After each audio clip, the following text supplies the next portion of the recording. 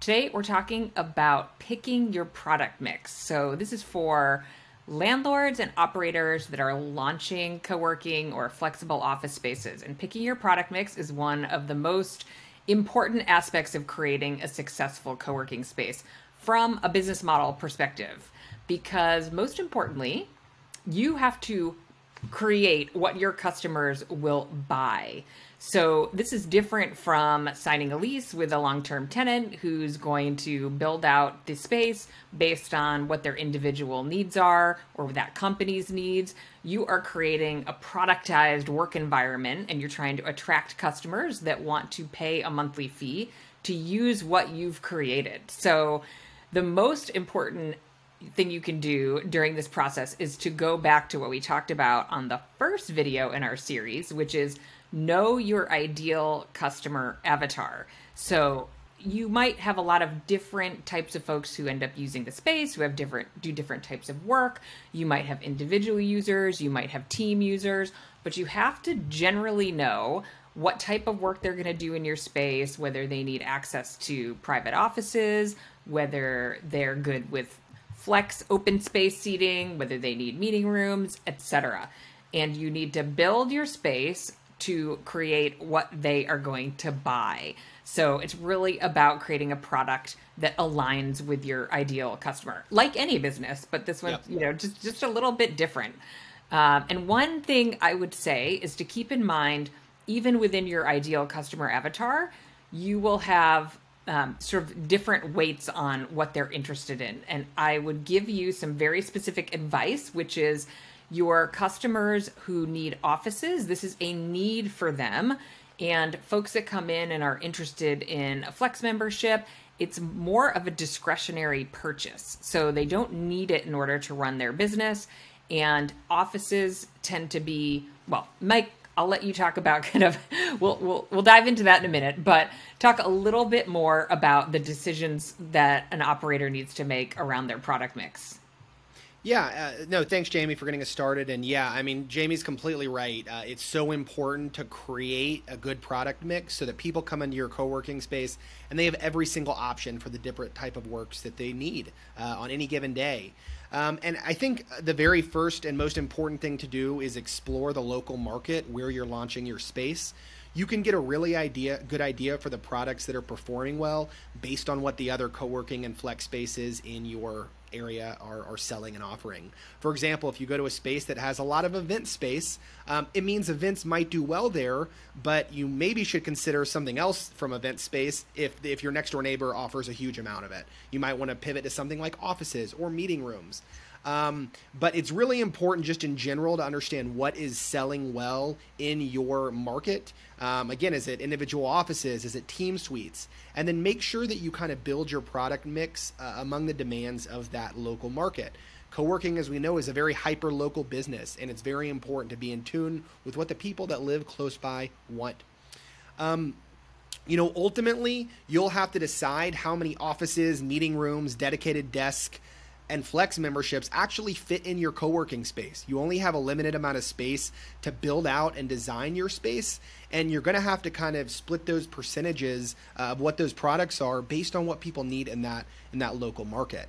And that's a very important step when you're first opening your space and designing it, even before you've opened. And then finally, you'll need to understand on top of that what kind of extra amenities you will be offering.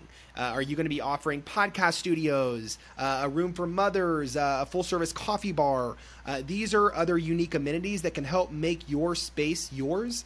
But it's definitely an important part of the product mix to understand how those play with the rest of your office products and how you intend to sell them. Are they going to be a focus? Or are they going to be something that's more on the side? So yeah, that's a quick look at kind of going over what your customers will buy. And next, we're going to talk about making money.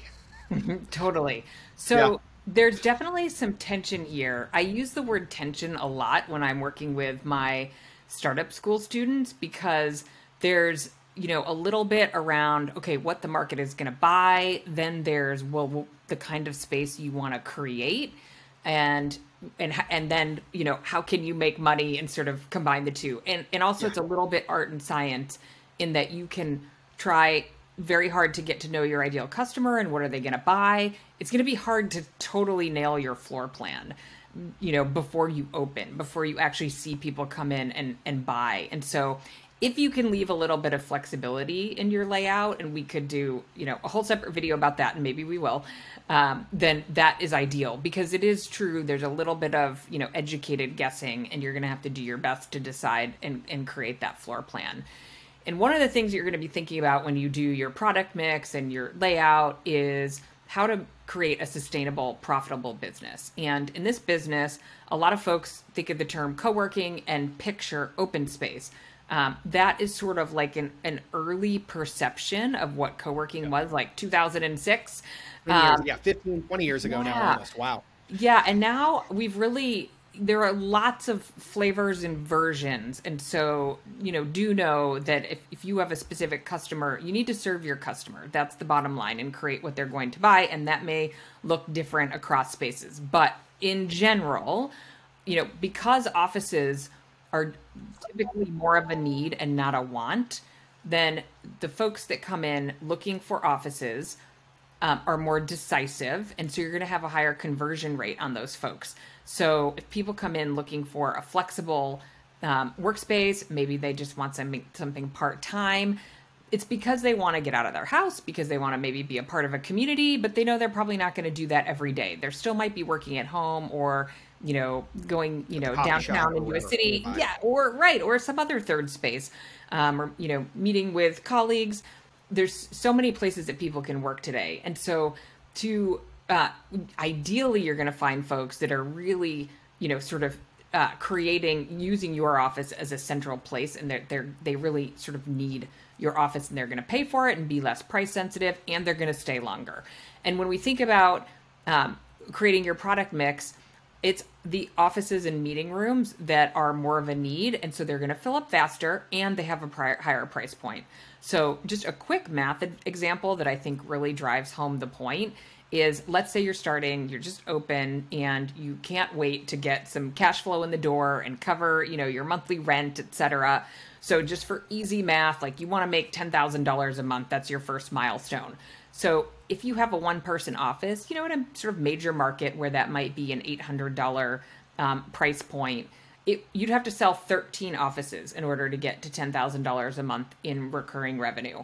If you're going to sell flex memberships, like a part-time flex membership that might be $200 in a major market, you have to sell 50 of those to get to $10,000 in revenue. Yep. So you might really want part-time flex memberships to be a part of your offering. But when you're thinking about how am I going to cover my rent and my staff, et cetera, those offices are going to be, what gets you to cash flow the fastest. So just something to think about. You're completely right. I mean, and just if you think about the amount of effort required to sell 50 individual memberships, I think what you'll find many times is the people that need the office and want the office are an easier sell than people you're trying to sell like a $200 co-working membership to. Because like Jamie said, this is a third place. It's not their dedicated place. They don't need it. They come in occasionally, and they're a little more wishy-washy on, of course, some of them will buy immediately, but you might have to do a little more convincing. People that know they want a one-person office, a small one-person office, they're going to come in, see it, and immediately make a decision right then and there. So in many times it's easier to sell the more expensive product in that case than it is the open co-working memberships. So yeah, really good points there, Jamie. Yeah, I mean, the next thing that we're going to talk to really comes down to what type of business do you want to ultimately run? Obviously, everyone is in business to be profitable and make money, but there's some spaces that might have a really strong focus on profitizing their space. That means almost exclusively private offices throughout the whole business. You walk in the front door and you see private offices all around you. Other ones might, as I'll say, maximize vibe. And it's very interesting. I'm based in Atlanta, and there's a brand in Atlanta that's called Switchyards that is really branding itself as more of a social club. They do very little private offices. You walk in, and it's the vibiest co-working space you've ever seen. It's gorgeous. But they are focusing on kind of a different aspect of the business, a social club membership, and it's awesome. If you're in Atlanta, I highly recommend you go check them out. But to my point, there's different types of co-working and flex space businesses. And you need to be very clear when you first start running the business, what your model is going to look like and how you're going to achieve profitability, whether it's selling lots of offices or whether it's selling lots and lots of co-working memberships. And yeah, I mean, as I have in the slides right here, it's really, really important to find a good balance between the profit and the experience that you want to create. You need to think about it a lot beforehand, and when you design your space and your product mix, really think hard about that, because that's going to dictate ultimately how much money you can generate out of that space on a month-to-month basis. Yeah, Michael, I love that you brought up the example of the social club, because that's, I think, an emerging model we're starting to see more of. Yep. And it's very much on the other side of the spectrum of the dense exactly. office environment. And so, again, we're generalizing a little bit here. You have to, but know who you're selling to and what they want to buy, and find that product market fit, and that alignment of profit goals for your business. So offices are kind of the easy way to get there, but that may be not lined up with what your customer wants to buy or what you want to sell. So there's some tension there. The other, and that's why I keep using this word tension, because there's a lot of it when you're creating a new business, is access to startup capital. So that really dense office model requires a lot of startup capital, either that the landlord helps to fund or that the operator needs to bring to the table if they're signing a lease. And offices mean more walls, more electrical, more HVAC, more sprinklers. So they're expensive to build, especially if you're leasing and aren't sort of improving the asset over the very long term. So you have to really think about sort of, what contributes profit to the pro forma, but then how much startup capital do you have, and can you really, can you fund that, like, your vision? Can you fund the vision? And then, keep in mind the vibe. So going back to that, like, art and science, there are a lot of factors that you're going to, put into play and sort of find the best balance around vibe and profit and what your customers want to buy. So you're completely right. And I mean, getting back to what we talked about earlier, one vision and vibe might work really well in one location, maybe in a suburban market, and then you take that downtown and it doesn't work the same. So you need to be really, really conscious about where you're building this and making sure that the customers want this in the first place in that local market. So yeah, I mean, there's so many things to think about when you're crafting this, but in my opinion, this is one of the most fun parts of building a co-working space, actually sitting down, looking at the floor plan and envisioning how people are going to work there. It's really exciting and very cool that, operators get to be a part of that and build that. So that was definitely one of my favorite spaces. Things about running a space. Jamie, anything else on this topic, or does that about conclude it for this episode? I think that's it. Yeah. Tell everyone what we're going to talk about next time. Awesome. So this next one is something that's very near and dear to my heart. This next episode is focused on building a better co-working tech stack. We're going to jump into softwares, different ways you can utilize them, and really just kind of get started, because as we continue down this session, we'll have even more episodes talking about this. But when you are getting started, building a tech stack is something that's very important, and we want to touch on it so you're informed and you can make the best decision as you grow and open your co-working space. Thank you guys so much for joining us today. We appreciate you joining us for this episode, and we'll have you on the next one. Thanks, guys.